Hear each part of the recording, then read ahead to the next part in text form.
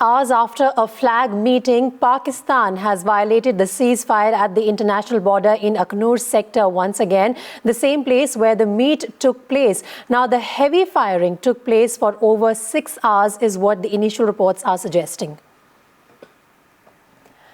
Now, remember, this ceasefire violation at the international border coming just hours after a flag meeting between India and Pakistan in the same area. Our national affairs editor, Srinjoy, is joining us for more. Srinjoy, first of all, just tell us where exactly did this ceasefire violation happen and what does it mean in terms of efforts to diffuse tension at the border? Well, first of all, this ceasefire violation is unusual because it's on the international boundary. You would have expected a ceasefire violation on the LOC, the line of control. But if it's on the boundary, that's even more surprising.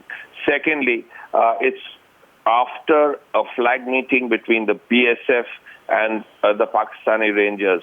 Ceasefire violation for so long, right after a flag meeting, is also surprising.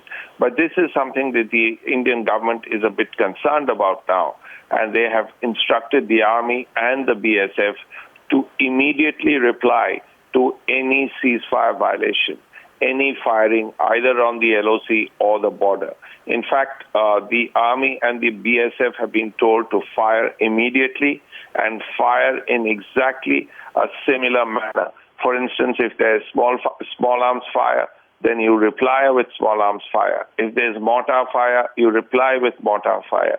That has been told very clearly to the BSF and to the armed forces, army, to ensure that there is equal and immediate reactions along the LOC and the IB. This is to ensure that if the Pakistani side is looking to test the waters, to test the resolve of the new Indian government, they get a very clear answer.